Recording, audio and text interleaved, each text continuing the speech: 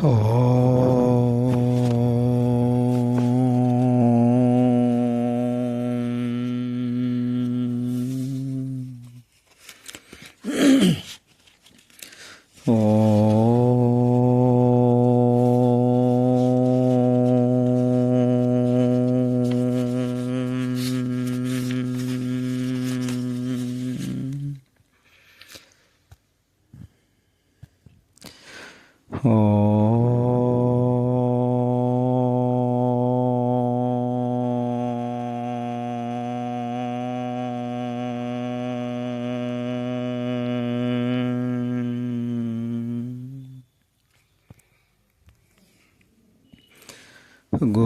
బ్రహ్మ గురుర్విష్ణు గురుదేవో మహేశ్వరః గురు సాక్షాత్ పరం బ్రహ్మ తస్మై శ్రీ గురవే నమః.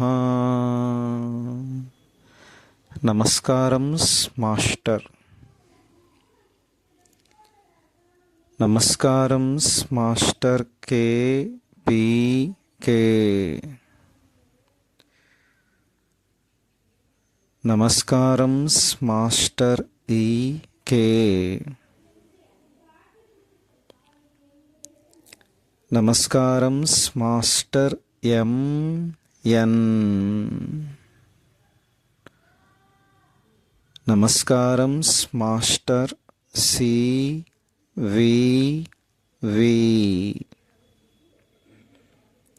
నమస్కారం master CVV.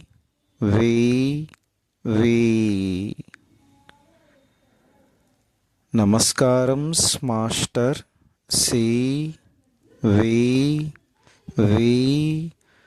To your lotus feet.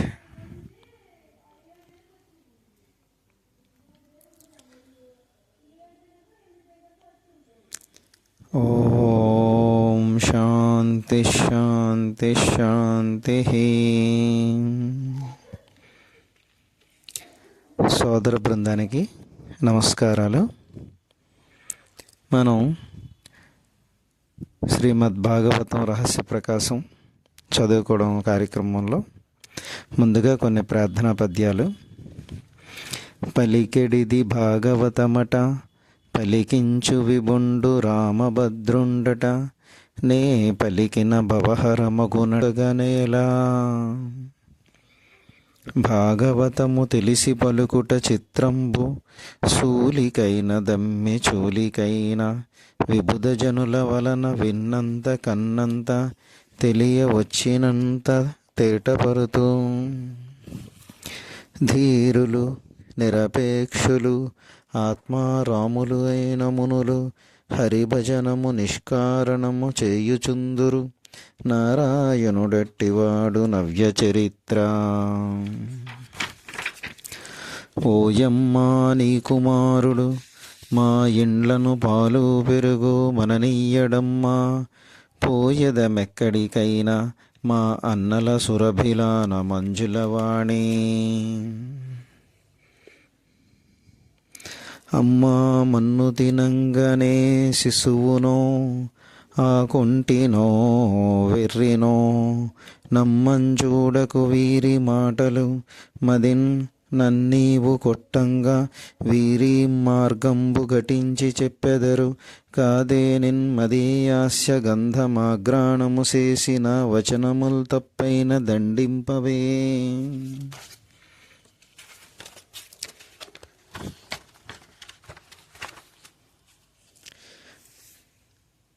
పట్టిన పట్టువడని నిన్ను పట్టెదనని చెలముకొనిన పట్టుట బెట్టే పట్టువడ వండ్రు పట్టి పట్టుకొనన్ నాకుగాక పరులకు వశమే. చిక్కడు సిరి కౌగిటిలో చిక్కడు సనకాది యోగి చిత్తాబ్జములన్ చిక్కడు శృతిలతి కావలిన్ చిక్కెనతడు లీలన్ తల్లి చేతన్ రోలన్.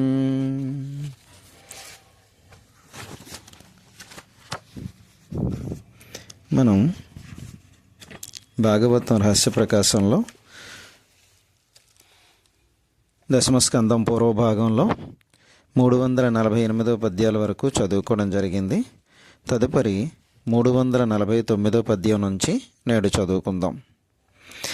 ఇంతవరకు విన్న పరీక్షిత్తు సుఖమహర్షితో ఇట్లనెను: మహానుభావ, ఈ సర్వసృష్టికి ఈశ్వరుడైన శ్రీహరికి తన చనుబాలు త్రాగించి పోషించుటకు యశోద ఎన్ని నోములు నోచెనో గదా.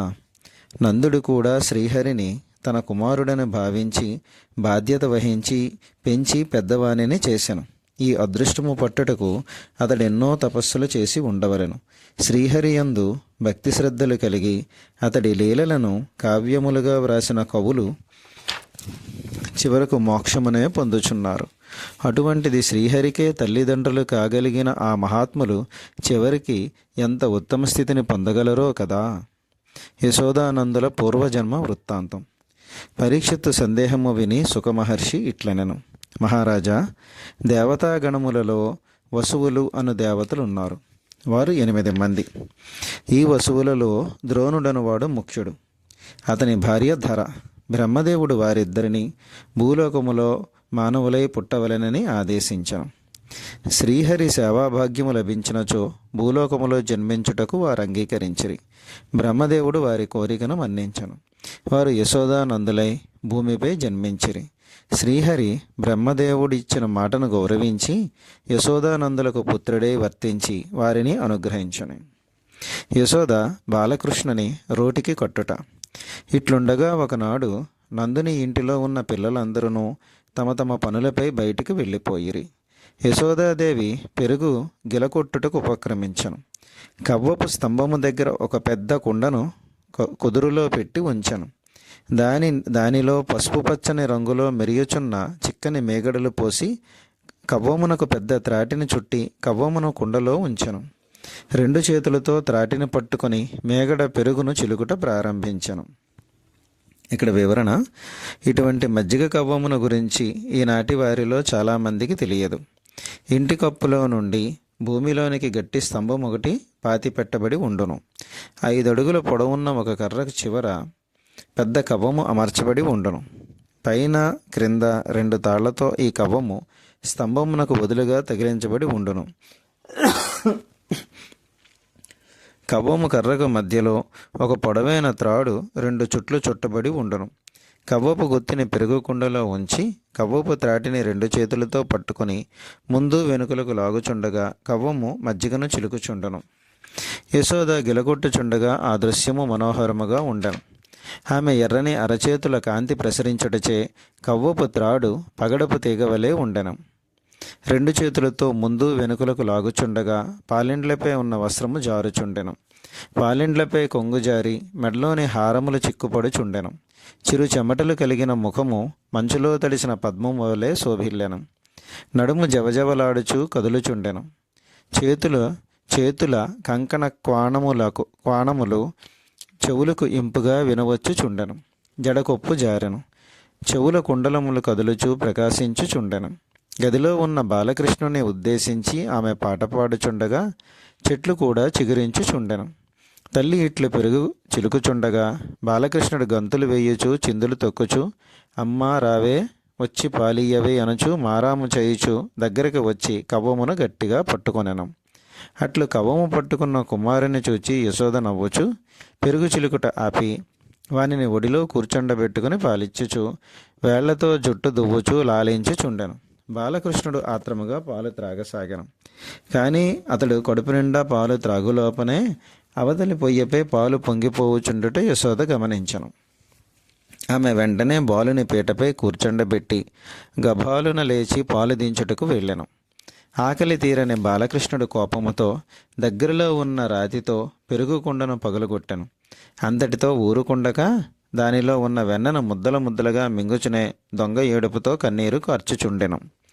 యశోద పాలు దించి వెనుదిరిగి వచ్చి చూడగా పెరుగుకుండ పగిలి ఉండెను. అందులో ఉండవలసిన వెన్న కూడా కనిపించలేదు.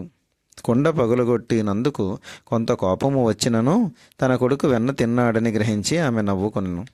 వాని కొరకు వెతికి చూడగా అతడి కనిపించలేదు. వానిని అన్వేషించుచూ పోవగా మరి ఒక ఇంటిలో బాలకృష్ణుడు కనిపించను.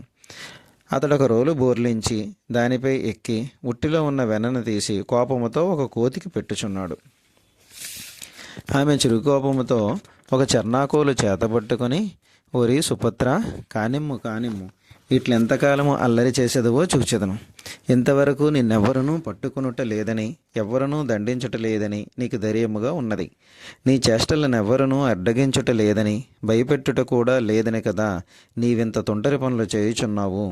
ఇక నేటి నుండి నీ ఆటలు సాగనీయను సుమా అని బెదిరించాను. ఇట్లు బెదిరించుచునే యశోద బాలకృష్ణుని ప్రవర్తనను గుర్తుకు తెచ్చుకొనుచు ఈ విధముగా ఆలోచించను. ఇతడు పసివాడు కదా అని అనుకొనుటకు వీలు లేకున్నది. ఏ పెద్దవారునూ చేయని పనులు ఇతడు చేయుచున్నాడు. పోనీ ఇంతవరకు భయమెరగడు కనుక కొంత భయపెట్టవచ్చును, కానీ లేక పుట్టిన ఒక్క కొడుకు నేర్పుగా బుద్ధి చెప్పబోయినచో తనంత తానే బుద్ధిగా ఉండను. ఇతడు అమాయకుడని, ఎక్కడికి పోడని భావించుటకు కూడా వీలు లేదు. ఇతడు దూరని చోటు, పరిశీలింపని చోటు లేనే లేదు. ఎవరైనా తనను గమనించినచో పారిపోవు భయము కూడా లేదు. బుద్ధిగా ఉండక ఎంతటి వారినైనను అల్లరి పెట్టి ఎకసెక్కంలాడను. వీనికి బుద్ధి చెప్పు మార్గమే తెలియకున్నది. చిన్నపిల్లలను ఎక్కువ గారాభము చేసినచో ఎన్నో దుర్గుణములు అబ్బును. వారిని దారిలో పెట్టవలనన్నచో శిక్షించుట ఒక్కటే మార్గము. దండనము వలన ఎన్నో మంచి గుణములు అలవడను. కనుక ఈ బాలుని విషయంలో దండోపాయమే సరియైన పద్ధతి. యశోద ఇట్లు నిశ్చయించుకొని చేతిలోని చర్నాకోల జులిపించుచు, కృష్ణ ఆగు ఆగు అని బెదిరించుచు చరచర ముందుకు పోయాను. తల్లిని చూచిన బాలకృష్ణుడు భయపడినట్లు కదిలి రోటిపై నుండి దూకాను. అక్కడే చిందులు తొక్కుట మాని కాలిగజ్జలు గల్లుమనుచుండగా అతివేగముగా పరిగెత్తాను. అతని వెనుకనే యశోద కూడా పరిగెట్టాను. వారిద్దరి పరుగులు చూచి గోపవనితలు నవ్వసాగిరి. యశోద బాలకృష్ణుని వెంట పరుగులు పెట్టుచుండగా ఆమె వక్షోజముల బరువు మోయలేక నడుము జవజవలాడుచుండెను. ముఖముపై చెమటలు కమ్మెను. జడకొప్పు అల్లాడుచుండెను. పైటి చెంగు జారిపోవుచుండెను. ఇంటి వాకిటిలో బాలకృష్ణుడు పరుగులు పెట్టుచుండెను. మహాయోగీశ్వరులు మనస్సులలో కూడా శ్రీహరిని అనుసరింపలేరు. అట్టి మహాత్ముని వెంట యశోద పరుగులు పెట్టుచుండెను. క్రీడామయుడైన బాలకృష్ణుడు తల్లికి దొరకకుండా వాకిటిలో పరుగులు పెట్టసాగాను. స్తంభములు అడ్డము చేసుకొని చిక్కకుండా ఇటూ అటూ తిరగసాగాను. అమ్మా, ఈ ఒక్క తప్పు క్షమింపు, ఇక ముందెనడను దొంగతనము చెయ్యను కదా అనుచు ఏమీయూ చేయకుండగానే ముందుగానే పెద్దగా ఏడ్చిచుండెను. కాటుకు దిద్దిన కనులు నులుముకొనుచు కన్నీరు కార్చుచుండగా ముఖమంతయు కాటుక పూసికొనుచు వెక్కిళ్ళతో ఏడవసాగిన.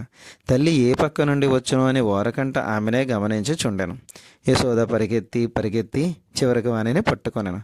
చిన్న వెన్న దొంగ ఇప్పటికి చిక్కినాడు అనుచు భయపెట్టెను. వారిని కొట్టుటకు ప్రయత్నించినను ఆమెకు చేతులాడలేదు. చిన్నవాడిని జాలితో కొట్టలేక వానిని కట్టివేయవలెనని ఆలోచించను. ఆమె ఇట్లనను, వీరెవరమ్మా? శ్రీకృష్ణులే కదా. వెన్న తినుట ఏనాడునూ తెలియదట కదా. దొంగతనమేమో అసలే తెలియదట కదా. ఇంతటి బుద్ధిమంతులు ఈ లోకములో ఎవ్వరనూ లేరట కదా. నిన్ను పట్టుకొనవలెనని ఎందరో ప్రయత్నించిరి. పట్టుకు దొరకవని నిశ్చయించుకొనిరి. పట్టుబట్టినచో నిన్ను పట్టుట కష్టమా? నిన్ను పట్టుకొనుట నాకే సాధ్యము కావలెను, కానీ మరి ఎవ్వరికీ సాధ్యము కాదు.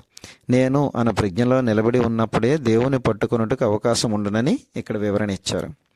నీ ఇష్టము వచ్చిన చోట తిరుగుచుందువు. మంచి గుణము కలిగి బుద్ధిగా ఒక చోట ఉండమన్నచో చెప్పిన మాట వినవు. నీకొక నియమము ఎక్కడున్నది?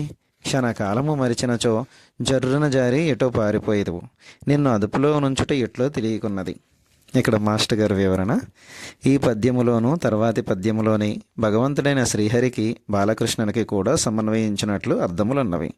శ్రీహరి ఎక్కడ ఎప్పుడు లీల చూపునో ఎవ్వరికీ తెలియదు. సృష్టిలోని సత్వము, రజస్సు, తమస్సు అను గుణములు అతనిని అంటవు. ఒకరు పెట్టిన నియమములు శ్రీహరిని బంధించవు.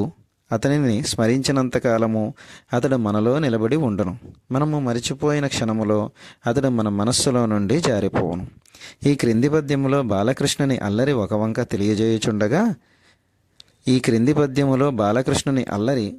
తెలియజేయుచుండగా విష్ణుమూర్తి యొక్క 10 అవతారములు మరి ఒక వంక స్ఫురించుచుండను. కృష్ణ, నీ అల్లరి మితిమీరిపోవుచున్నది. నీళ్లు కనబడినచో తప్పుకొని పోవలసిన చిన్నవాడు, కానీ నీవు ఆ నీళ్లలోనే ఆటలాడుచుందువు. మత్స్యావతారం. పెద్ద కొండ వంటి రాయినైనను పైకెత్తుటకు ప్రయత్నింతువు. కూర్మావతారం. నేల మీద కూర్చుండి మట్టితో ఆడుకొనుచుందువు భూమినుద్ధరించిన వరాహ అవతారం. పెద్ద స్తంభములు కనిపించినచో వానిని ఊపి పడగొట్ట యత్నించదవు నరసింహ అవతారం. ఇతరుల ఇండ్లకి వెళ్ళి దేవిరింపు బుద్ధితో అత్యల్పమైన వస్తువులను కూడా యాచించుచుందువు వామన అవతారం. పెద్ద రాజువలే గోపికల ఇండ్లపై వేటకు వెళ్ళినట్లు విరుచుకుపడి అల్లరి చేయుచుందువు. రాజులను వేటాడి చంపినవాడు పరశురాముడు. ప్రవహించి వచ్చుచున్న సెలయేళ్లకు అడ్డము కట్టి నీరు వృధా చేయుచుందువు సముద్రమునకు వారధి కట్టినవాడు శ్రీరాముడు. రోకళ్ళు కనబడినచో వానిని పట్టుకొని హరి అనగా కోతి వలె గంతులు వేయుచుందువు బలరాముడు. మొలకు ఒక గుడ్డైనా కట్టుకొనవు బుద్ధుడు. ఇన్ని కలికి పనులు అనగా అల్లరి పనులు ఎలా చేయుచున్నావు తెలియకున్నది. నిన్ను నేను పట్టుకొనలేననే ధైర్యముతోనే ఇంత క్రిందు మీదులు తెలియక పొగరుగా ప్రవర్తించుచున్నావు. బాలకృష్ణుడు మద్ది చెట్లను పడగొట్టుట.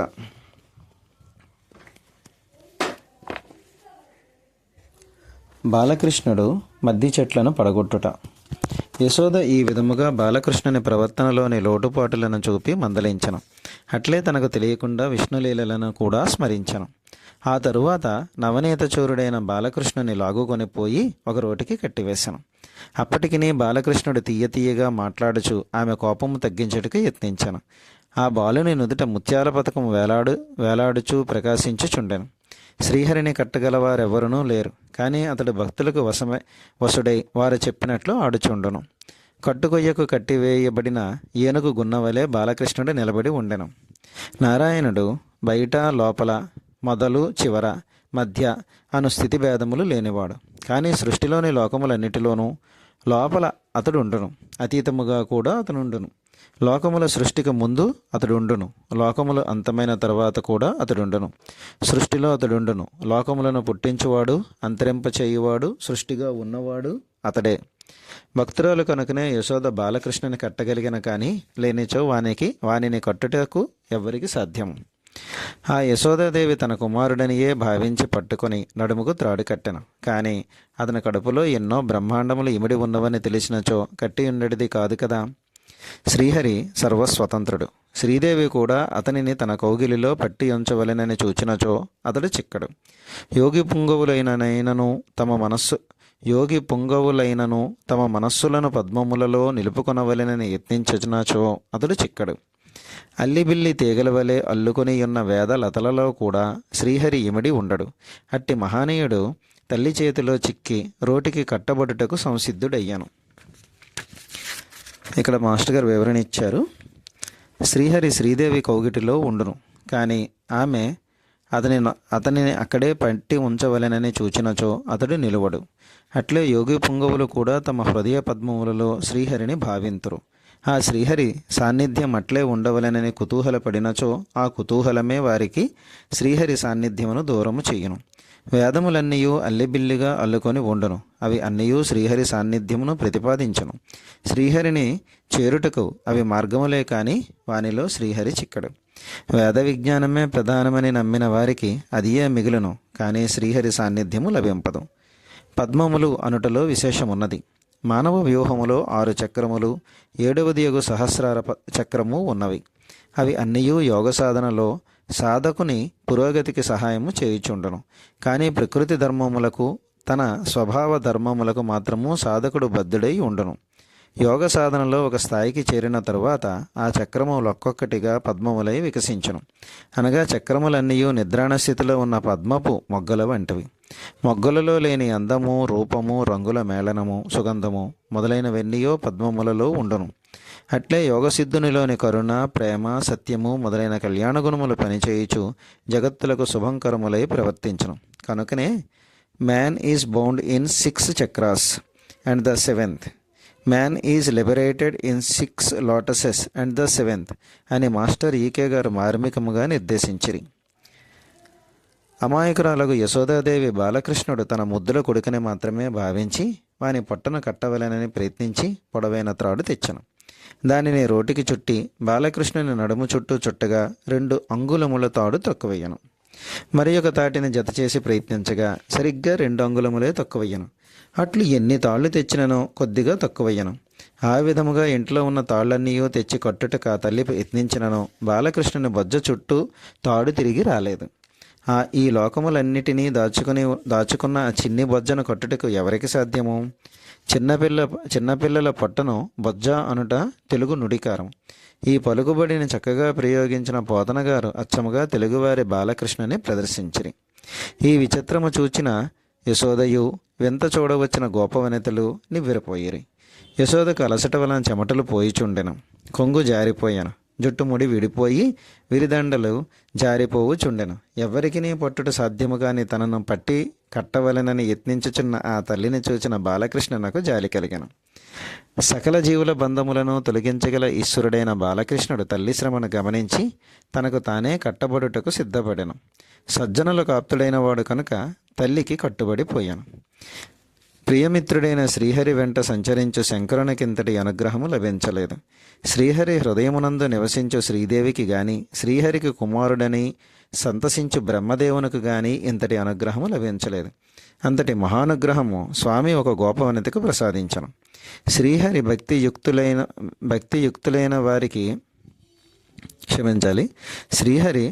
భక్తియుక్తులైన వారికి లోబడినట్లు మరి ఎవ్వరికిని లోబడడు. జ్ఞానులైనను తపస్సిద్ధులైనను మౌనులైనను యోగసిద్ధులైనను భక్తుల వలె శ్రీహరి దయకు పాత్రులు కాలేరు. వారికి మాత్రమే శ్రీహరిని కట్టివేయుట గాని కట్టివేసుకొనుట గాని సాధ్యము. ఇట్లు బాలకృష్ణుని రోటికి కట్టివేసిన యశోద తన ఇంటి పనులు చేసుకొనపోయాను. బాలకృష్ణునకు పెరటిలో ఉన్న 2 మద్ది చెట్లు కనపడెను. పూర్వము నారద మహర్షి శాపం వలన నలకూబరుడు మణిగ్రీవుడు అను 2 యక్షులు మద్ది చెట్లుగా పడి ఉండిరి. ఇట్లు సుఖయోగి చెప్పగా పరీక్షిత్తు మహాత్మా, ఆ యక్షులట్లు మద్ది చెట్లుగా పడి ఉండుటకు నారద మహర్షి వారిని శపించుటకు కారణమేమి? మీరు యోగ్యులకే పూజ్యులు. ఈ విషయమును వివరింప కోరెదను అని కోరెను. ఇప్పుడు సమయం మించిపోతుంది. 392వ పద్యం వరకు చదువుకోవడం జరిగింది. ఈరోజు కార్యక్రమం ఇక్కడికి ముగిస్తున్నాం. స్వస్తి.